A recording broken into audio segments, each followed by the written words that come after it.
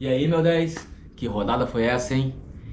Teve gol no apagar das luzes, teve VAR aparecendo mais que atacante, teve favorito assumindo a ponta, teve até técnico caindo. E olha, tem time que tá mostrando que vai brigar lá em cima e já tem time mostrando que precisa abrir o olho urgentemente. Então já deixa o like, se inscreve no canal Thiaguinho Futebol e Resenha e agora vamos passar jogo por jogo e mostrar como realmente foi a rodada. Em clima de carnaval, o Vitória recebeu o Flamengo no Barradão, que foi logo abrindo o placar em seu primeiro ataque. Eric Pulgar acertou um belo chute de fora da área, marcando um golaço e abrindo o placar para o Flamengo. Ele que fazia 9 meses que não marcava um golzinho sequer. Aos 22 minutos, Renato Kaiser teve a chance de empate, porém foi interceptado na hora de finalizar por Emerson Royal. Logo em seguida, Léo Ortiz, em uma jogada de inteligência, bateu uma falta rápida para Everton Cebolinha ampliar o placar para o Flamengo ainda no final do primeiro tempo. O início de segundo tempo foi com o Vitória em cima, e logo no comecinho, Renato Kaiser deixou a bola para Mateuzinho marcar o seu primeiro gol em 2026 e diminuir o placar. Aos 15 minutos, Alexandre fez pênalti em Natan Mendes, Renato Kaiser foi para a bola, enfiou o pé, porém Rossi fez grande defesa. O Vitória ainda tentou esboçar uma pressão, porém o Flamengo conseguiu segurar e garantiu a sua primeira vitória no Brasileirão. Um bom jogo que infelizmente teve como protagonista o VAR. Foram duas revisões de gol, uma expulsão e uma marcação de pênalti graças à tecnologia. O Mirassol começou melhor no jogo, porém quem abriu o placar foi o Cruzeiro com o Wanderson, ele que já fazia um ano que não marcava um golzinho. Aos 37 minutos, a primeira intervenção do VAR. Natan Fogaça chutou, Cássio fez a defesa, porém graças à tecnologia foi confirmado que a bola já havia cruzado a linha de gol. 1-1. No início do segundo tempo, Negueba virou o placar para o time do interior paulista, que chegou a fazer o 3-1 com o Galeano, porém o VAR anulou o gol por impedimento. Aos 35 minutos, a terceira intervenção da tecnologia. Pênalti para o Cruzeiro, Caio Jorge na bola e gol, 2-2. Ainda no finzinho do jogo, aos 45 minutos, Yuri Lara fez uma falta violenta em Kenji, o VAR chamou pela quarta vez e expulsou o jogador do Mirassol. Final de jogo com muita polêmica no Maião, 2-2. Coritiba e Chapecoense não prometiam nada, mas entregaram um jogaço. O primeiro tempo começou um pouco parado, sem chances claras para nenhuma das equipes. Porém, após a parada técnica, o técnico Fernando Seabra do Coritiba ajustou a equipe que começou a criar chances e abriu o placar com o Breno Lopes. Porém, logo após isso daí, em uma falha de marcação, principalmente do goleiro Morisco que saiu mal do gol, a Chapecoense empatou com o Walter Clark. No segundo tempo, a Chapecoense voltou melhor, principalmente com a entrada de Igor Militão que entrou muito bem. Porém, com alguns ajustes, o Coritiba melhorou e fez o 2-1 ainda aos 12 minutos com o Breno Lopes novamente. E logo em seguida, aos 14 minutos, Pedro Rocha fez 3-1 para o Coritiba. Quando tudo parecia decidido, o futebol aprontou novamente. E com duas falhas da defesa do Coritiba, a Chapecoense empatou o jogo.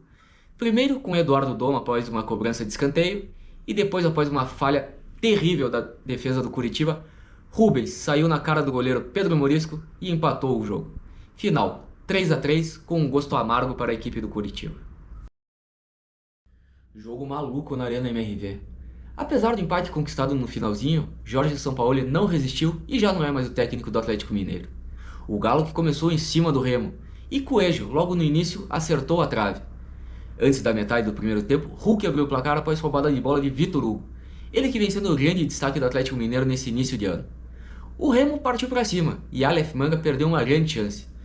Logo depois, Renier acertou a trave do Remo. Aos 41 minutos, Vitor Bueno empatou o jogo para o Clube do Norte. O Remo que voltou com uma postura totalmente diferente para o segundo tempo e criou grandes chances com Kaique, Patrick de Paula e Hernandes. Pico também teve um gol anulado pelo VAR, mas futebol é aquilo, quem não faz, toma. E Juan de cabeça fez 2-1 para o Atlético Mineiro. Mas grandes emoções vinham para o final do jogo. Iago Pikachu, com um golaço, chegou a empatar para o time do Norte e Aleph Manga ainda virou. Porém, no apagar das luzes, Dudu marcou para o Atlético Mineiro, decretando um final de jogo 3-3. Um jogaço e fim de linha para Jorge Sampaoli no Atlético Mineiro. O Bahia fez um jogo praticamente perfeito em São Januário e conseguiu bater o Vasco da Gama.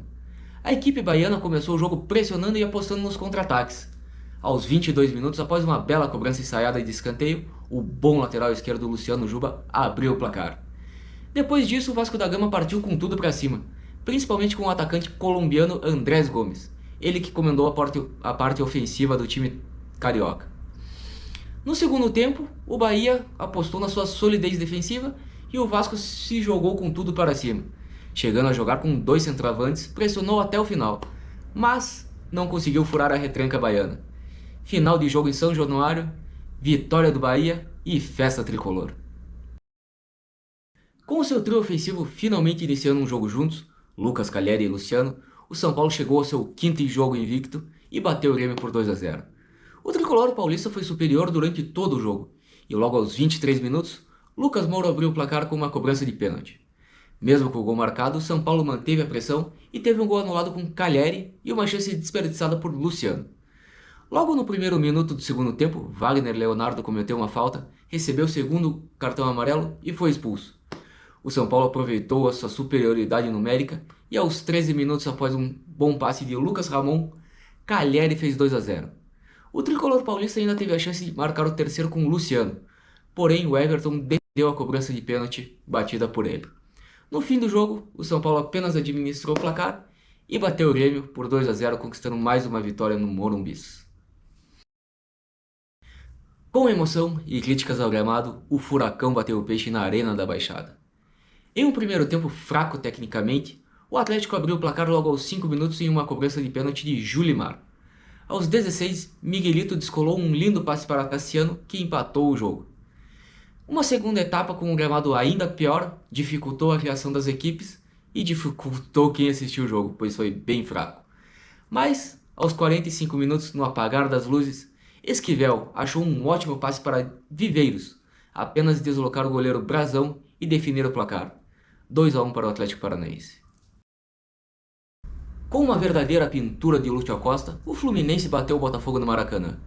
Em um primeiro tempo fraco tecnicamente, com mais cartões amarelos do que chances claras de gol, o 0-0 refletiu muito bem o que foi essa etapa inicial. Mas, no segundo tempo tivemos emoção. Logo no início, John Kennedy saiu cara a cara com o goleiro do Botafogo, mas desperdiçou chutando para fora. Quem não desperdiçou foi o baixinho e bom de bola Lúcio Acosta. Ele pegou o rebote do goleiro Neto, deu um chapeuzinho no próprio goleiro e de cabeça apenas empurrou para as redes, abrindo o placar no Maracanã. Aos 14 minutos, logo em seguida desse gol marcado pelo Fluminense, Canóbio deu uma cotovelada no jogador do Botafogo e foi justamente expulso. A partir daí, o Botafogo até ensaiou uma pressão, mas não teve chances claras de gol. Apenas uma falta cobrada por Danilo, que acertou a trave do goleiro Fábio do Fluminense. Danilo, inclusive, que vinha sendo o grande destaque do Botafogo com 4 gols em apenas 3 jogos, sentiu uma lesão e saiu de campo machucado. O Botafogo, como já havia feito as 5 substituições, teve que terminar o jogo com 10 jogadores em campo também. Fim de jogo no Maracanã, 2-0 para o Fluminense, e o Botafogo, além da derrota, agora tem o desfalque do seu principal jogador desse Brasileirão, Danilo, que provavelmente deve ficar de fora dos próximos jogos. O Corinthians passou por cima do Red Bull Bragantino e encerrou com a invencibilidade da equipe de Bragança Paulista nesse ano. O Massa Bruta começou o primeiro tempo bem melhor do que o Corinthians, tendo boas chances com Isidro Pita e Lucas Barbosa. A equipe simplesmente dominou os primeiros 20 minutos de jogo. A partir daí, o Corinthians passou a equilibrar o jogo e apostar em contra-ataques e em lançamentos para a velocidade de Yuri Alberto. Logo no primeiro minuto do segundo tempo, Rodrigo Garro bateu o escanteio com perfeição e Gabriel Paulista abriu o placar, marcando seu segundo gol com a camisa alvinegra. A partir daí, o Red Bull passou a ir para cima e teve uma chance clara em um pênalti cobrado por Isidro Pita que o goleiro Hugo Souza defendeu. É a sua 11ª defesa de pênalti com a camisa do Timão. O lance animou a torcida e animou o time do Corinthians, que fez o seu segundo gol com Matheus Bidu após um rebote de Cleiton, dando números finais à partida. Fim de jogo na Arena Itaquera, Corinthians 2, Red Bull Bragantino 0 e fim da invencibilidade do time do Massa Bruta. E no fechamento da rodada, o Palmeiras venceu o Internacional no Beira-Rio, assumiu a liderança e mostrou toda a sua força fora de casa. Foi uma primeira etapa que começou bastante disputada, porém sem chances claras de gol. A primeira delas veio com o jovem Alan, que quase marcou um golaço. porém parou em uma boa defesa de Rocher. Aos 22 minutos, Andreas Pereira cobrou escanteio e o zagueiro artilheiro Gustavo Gomes abriu o placar para o Verdão. Aos 36 minutos, Ronaldo acertou um lindo chute de canhota de fora da área e empatou o jogo para o Colorado. O Colorado que voltou para o segundo tempo criando boas chances com Vitinho e Bruno Gomes. Porém, foi o Alviverde Paulista quem alterou o placar novamente. Após lindo lançamento de Gustavo Gomes, Vitor Roque mudou o placar e colocou o Palmeiras novamente em vantagem. Após o gol, o Internacional tentou reagir e criou uma boa chance com Bruno Gomes, que acertou uma bomba no travessão. Mas quem fez o gol novamente foi o Palmeiras.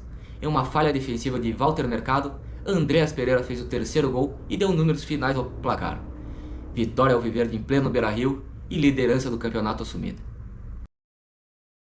E se essa rodada serviu para alguma coisa, foi para mostrar que o Brasileirão não vai ser moleza para ninguém. Palmeiras já assumiu a ponta, o Flamengo conquistou a sua primeira vitória, o São Paulo vem surpreendendo, o Corinthians vem crescendo e já tem 2 vitórias no campeonato em 3 jogos. E em Minas, nem treinador tem se salvado. E aí, meu 10, comenta aqui. Qual time vem jogando o melhor futebol desse Brasileirão e qual time vem decepcionando nessas 3 primeiras rodadas? Comenta aqui embaixo que eu leio e respondo a todos. E agora, se você gosta de futebol sem enrolação, com análise direta e sem mimimi, se inscreve aqui no canal Thiaguinho Futebol e Resenha, pois aqui eu te falo a real. E se prepara, que esse Brasileirão 2026 promete.